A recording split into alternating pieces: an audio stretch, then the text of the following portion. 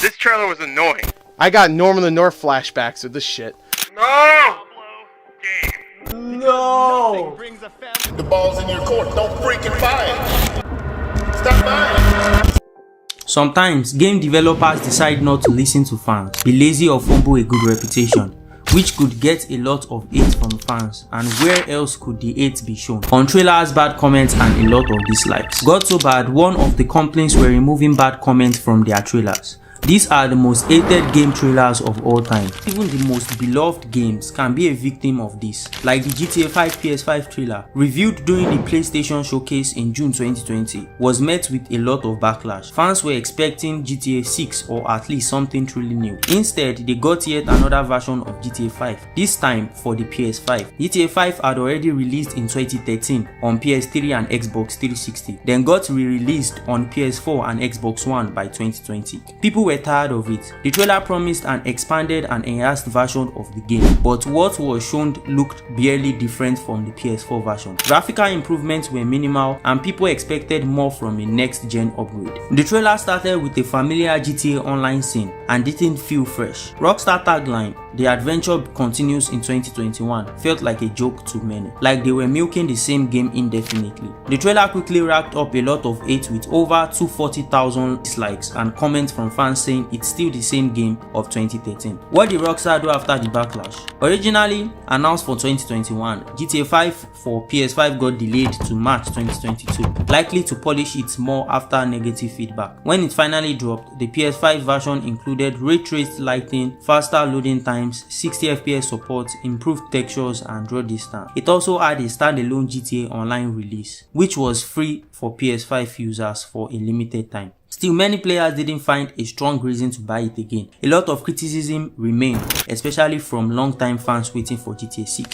Despite backlash, GTA 5 continues to be one of the best-selling games, even on a PS5. Rockstar business strategy worked from a profit standpoint. Rockstar, once known for groundbreaking single-player games, began to be seen as a company milking its online content for profit. This hurt their image with some of their core fanbase. The backlash increased pressure for a new game in early 2022.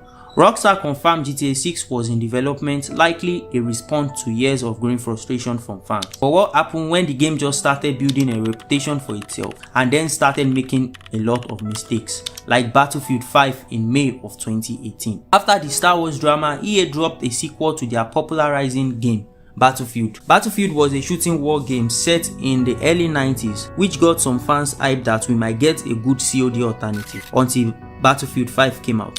It had nice graphics, good mechanics, but it was very unrealistic and inaccurate. You see, Battlefield 5 review trailer released on May 23, 2018 received significant backlash. Battlefield 5 was set during World War II, but the trailer featured characters and visuals that felt highly stylized and unrealistic, such as a British soldier with a prosthetic arm wielding a cricket bat, brightly colored face paint almost resembling a Fortnite aesthetic, over-the-top action and chaos including explosions and unrealistic character physics. Many Battlefield fans felt that this disrespected the gravity and authenticity of World War II, a conflict that previous Battlefield titles are treated with more seriousness. This led to the criticism that EA was pushing for a Fortnite-style customization system in a World War II setting, which clashed heavily with the tone expected from a historical war shooter. EA DICE general manager Oscar Gabrielson made a public comment, "If you don't like it, don't buy it," he said. This response felt dismissive and condescending to many fans, escalating the situation. It triggered a moment where fans actively encouraged others to boycott the game. Some critics believed the game was prioritizing inclusivity over historical accuracy, particularly over the inclusion of a female soldier as the frontline protagonist. While many appreciated diversity in games, the way it was handled in the trailer was seen by others as a marketing stunt rather than a neutral design choice. The issue became politicized, dividing the community and fueling further backlash. Previous Battlefield games were known for large, semi-realistic realistic war simulation. Battlefield 5 trailer presented what many saw as chaotic, stylized, almost arcade-like tone, clashing with what the community expected from the series, accumulating over 500,000 dislikes and 8 comments within weeks. While the exact number is harder to confirm today due to YouTube hiding public dislikes counts, Achieve Data and community discussion verified that it was one of the most disliked trailer in EA YouTube channel and Battlefield franchise history. EA later attempted to correct their mistakes and tone down some cosmetic elements, focused future updates more on immersion and realism. Despite the poor reception to the trailer, the game still sold millions, but it underperformed compared to EA's expectation due to the trailer.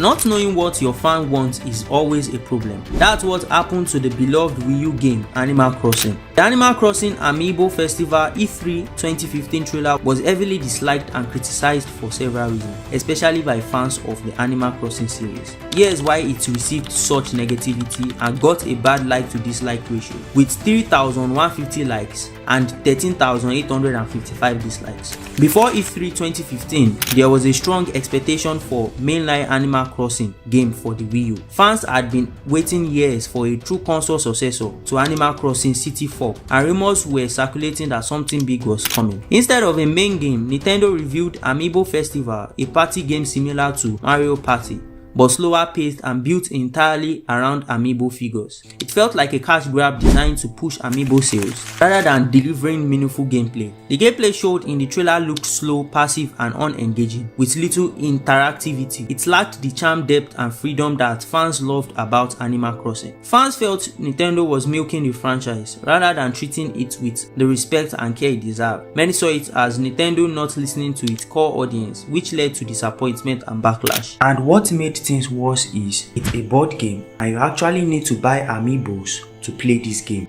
Nintendo overall E3 2015 presentation was considered one of their weakest ones, with other letdown like Metroid Prime Federation Force. For years, Metroid fans had one simple wish: bring back Samus Aran in a proper mainline Metroid title. But in 2015, after a long silence from the franchise, Nintendo made a move that would shock fans worldwide. Instead of delivering a dark atmospheric adventure like Super Metroid or Prime, Nintendo revealed Metroid Prime Federation Force, a co-op multiplayer shooter for the 3DS. The response was immediate and brutal. The trailer racked up over 25,000 dislikes in just one day, with fans calling it a joke and an insult to the Metroid legacy. By year's end, the video had amassed over 83,000 dislikes. A petition to cancel the game went viral, collecting over 12,000 signatures within days. Forums and social media exploded with outrage. The art style was too cartoony, Samus was missing, and the game felt completely disconnected from what fans loved about Metroid. Reggie Fils-Aime, the president of Nintendo of America then, publicly acknowledged the backlash, saying the reaction has been negative, there is no sugarcoating it. He urged fans to give the game a chance, but the damage was already done. When the game launched in 2016, the numbers told the full story in Japan. Federation Force sold fewer than 5,000 copies in its first week. Despite a few players enjoying its multiplayer, it was largely dismissed and quickly forgotten. Metroid Prime Federation Force became a symbol of missed expectations, a reminder that in beloved franchises, ignoring the core audience can turn a simple trailer into a digital disaster. It was June 2018. At EA's Play event, a stage where fans were open praying for the revival of a legendary PC real-time strategy franchise, Command & Conquer. The franchise won the crown jewel of real-time strategy gaming alongside titles like StarCraft and Age of Empires. Had been dormant for years. The community wanted one thing: a return to form-based building, strategy and grand warfare on PC. Instead, EA announced Command & Conquer Revival, a mobile-only tap and play 1v1 game. The announcement trailer uploaded to YouTube on June 9, 2018 was met with almost instant fury. Within days, the trailer on EA's YouTube channel had racked up over 60,000 dislikes, dwarfing its likes. Comment sections were flooded with disappointment, sarcastic remarks, and fans mourning the loss of a once beloved franchise. It became one of the most disliked game trailers of the E3, and to many, a symbol to how corporate decisions were overshadowing community desires. Why was it so hated? A mobile game reviewed for a PC legacy title, the Command & Conquer series was synonymous with deep strategic PC gameplay. So reviewing a stripped down mobile version with simplified controls missions, microtransactions, and a casual tone felt like an insult to veterans of the franchise. The game was showcased during E3, a high-profile event where players expect massive reviews for console and PCs. Dropping a mobile game during this time felt tone deaf. Everything got worse with the gameplay demo. Instead of showing an epic cinematic or a hopeful vision for the franchise future, EA showed a live gameplay demo of two players tapping on phones. It looked shallow and lacked the tactical depth fans love. EA tried to market the game as a new direction and fresh take, but fans saw it as nothing more than a cash grab tailored to the mobile market, especially in Asia. Instead of directly addressing the backlash, EA continued marketing the game in the months following, releasing more trailers and trying to build up competitive buzz behind the scene. But nothing changed,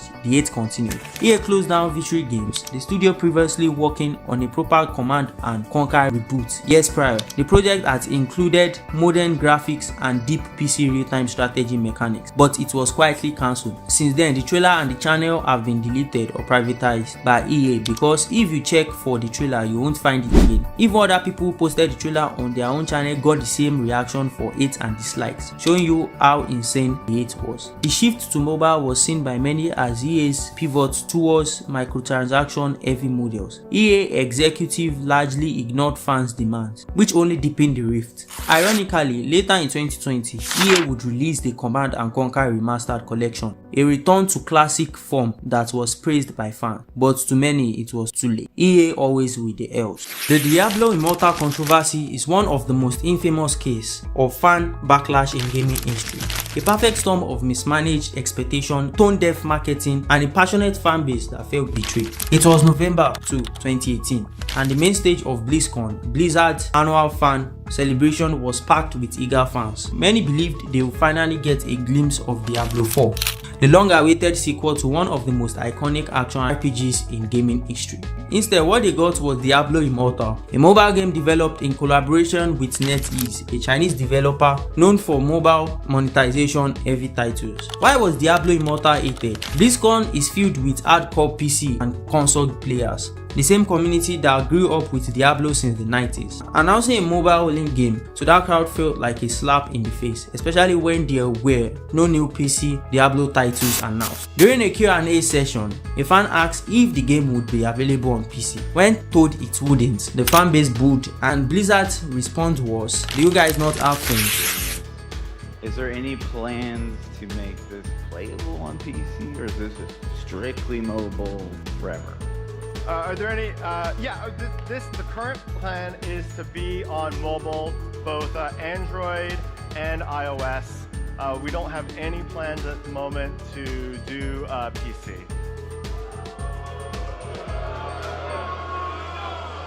Do you guys not have phones? Yeah, you guys all have phones, right?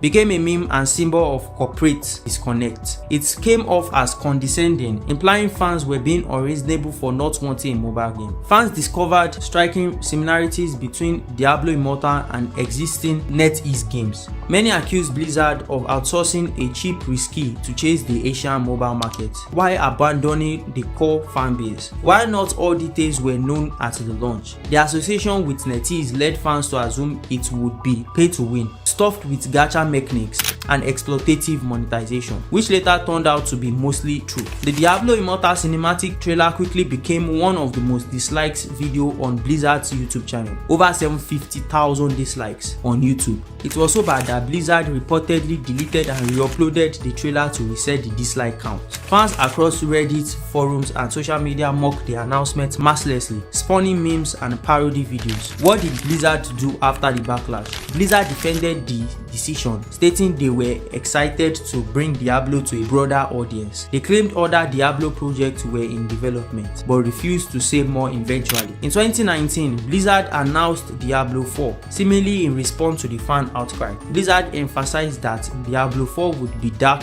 gritty, and aimed squarely at the core audience, essentially trying to rebuild trust. When Diablo Immortal launched, it was visually impressive and fun at first, but soon it was discovered the end game was monetized heavily, with reports that maxing out a character could cost over thousands of dollars in real money. Immortal's review severely damaged Blizzard's credibility, especially with long-time Diablo fans. The Diablo 4's success helped recover the brand, but Immortal remains a black mark of Blizzard's legacy. The launch taught game devs a huge lesson. Don't announce mobile games to hardcore PC audience. Don't ignore or mock your most loyal fans. Don't prioritize monetization over core gameplay. In 2013, fans rejoiced. A game called Mighty No. 8 was said to be the spiritual successor to Mega Man, with a view of a unique art style and a lot of promises, led by Kenji Inafune himself. With nearly $4 million raised, expectations were sky high, but what followed was a disaster. Multiple delays, broken promises like cancelled 3DS version, and the final product that failed unfinished. Then came the trailer, lame jokes, weak visuals, and a voiceover that said, and make the bad guys cry like an anime fan on prom night. Said